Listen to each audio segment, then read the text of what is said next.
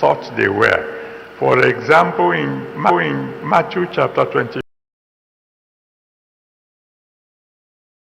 from verse 14 to 30, it tells you about the story of talents. The one who didn't use his one talent lost it completely. He didn't even have it left.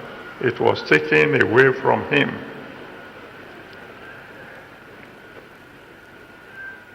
I was talking with a friend of mine who used to be a medical doctor, used to be a practicing medical doctor. Then for one reason or the other, he moved on to something else. And we were discussing about medicine, and he said, I don't even know medicine anymore because things have changed. And he gave me an example.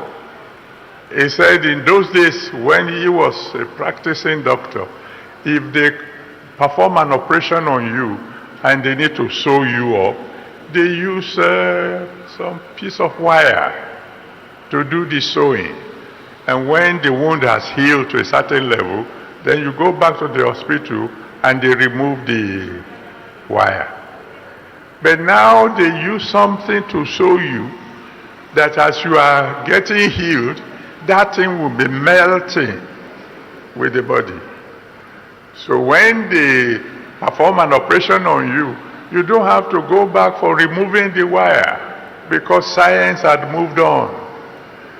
And in those days when they want to perform some very special operation, they use very sharp knife. Nowadays they can even use ordinary light. And they finish the operation and there will be hardly any blood dropping.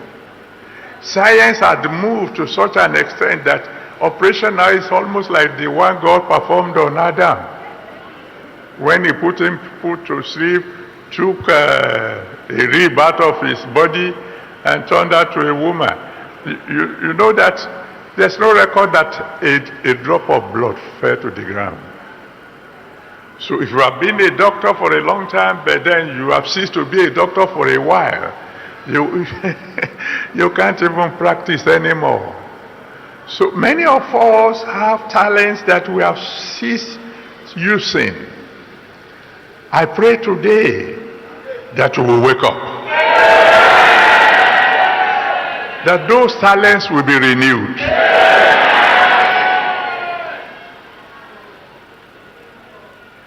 And then once in a while, we find something that becomes old and cannot even be renewed.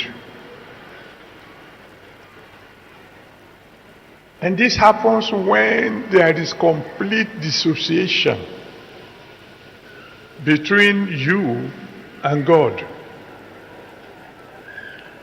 For example, in Judges chapter 16, you can read the story from verse 18 to the end. Judges 16 from verse 18 to the end is the story of Samson. You know that fellow very well. This was a man, a one-man army. On one occasion, single-handedly, with the jawbone of an ass, he killed 1,000 people. 1,000 people. But the moment his contact with God was cut off, he became like an ordinary man. And so these people who captured him, they realized that is God, can do anything. This fellow is weak now, but God can renew his strength. He said, let us do something very quickly before his strength will come back. They plucked out his eyes. And you know what happened? His hair began to grow again. Renewal of his strength was on the way. But his eyes were gone. I pray for you today. That thing that can happen that will cause God to say, I'm no longer interested in you, will never happen again.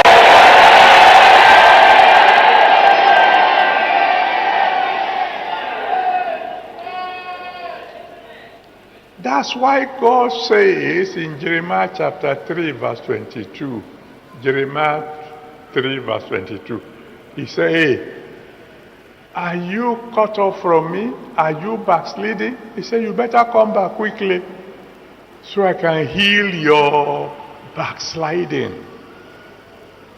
You know the story of the prodigal son in Luke chapter 15. You can read it from verse 11 to 24. Luke 15, 11 to 24.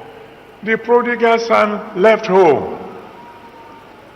And when he got away, he began to enjoy himself. But then, sooner or later, hunger came, famine came.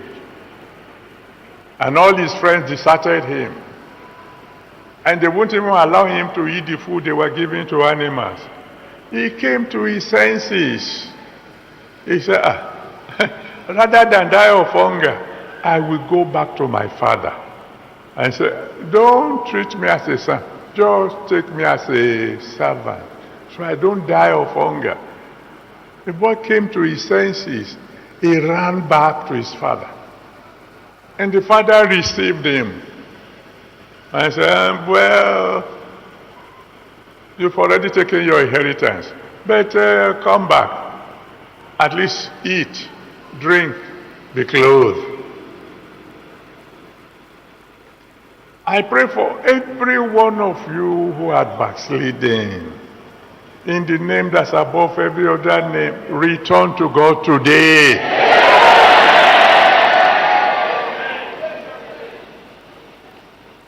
Finally, how can I remain forever new? That's the text I read to you in Isaiah chapter 40.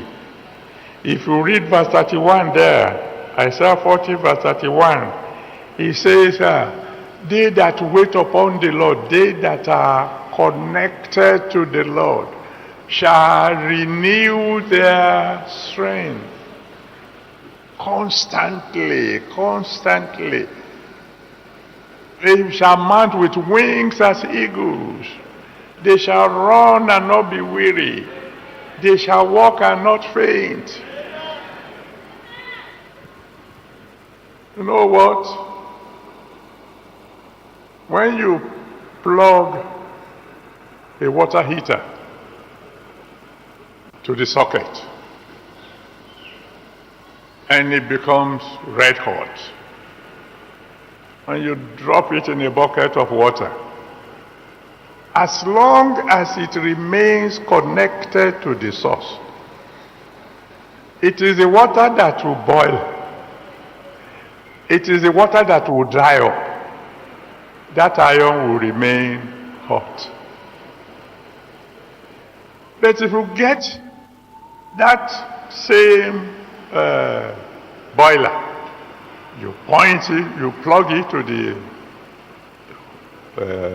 socket, it becomes hot. You unplug it and drop it in water. The water will boil and bubble. Very soon the hot water will begin to cool down. And as the water is cooling, the boiler will also be cooling. At the end of the day, the boiler that cannot be touched with ordinary hand, a child can play with it because it has been disconnected. As long as you are connected to the socket of the Most High, the enemy can't touch you. No. Every day you'll be looking younger. Every day you'll be feeling stronger. A friend of mine, we're about the same age, called me at the beginning of this year. My friend, I said, sir, how are you doing it? I said, doing what? I hear you are at 80, you are running up and down as a small boy. Well, I say, if I tell you the secret, will you believe me?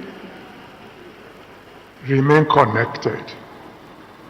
Stay connected to the one who, according to the first passage, the first verse, the one who is never tired, the one who never grows old, the one who is always there, the one who does not sleep, the one who does not slumber.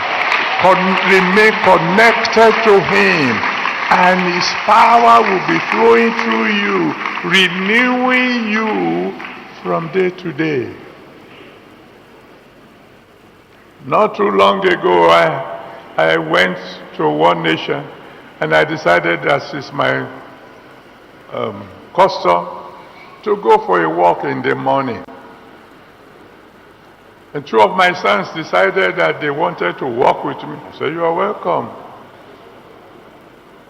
After some time, I look back. Where are these boys? I've left them far behind. When I was returning, I met them on the way. What happened? We didn't know you are going to go that far. They that wait upon the Lord shall do what? Renew their strength. I decree to every one of you here today, particularly those of you who are younger than I, even when you are over 80, you will still be strong.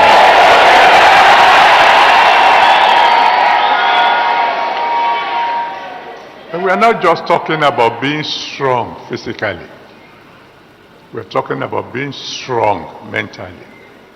We're talking about being strong spiritually. We're talking about being strong emotionally. I was telling somebody about something that happened to me in 1951. He said, how can you be remembering all these details? They that wait upon the Lord shall renew their strength. So, if you have not yet surrendered your life to Jesus Christ, you are not even connected yet. But you can become connected today. All you need to do is come to him.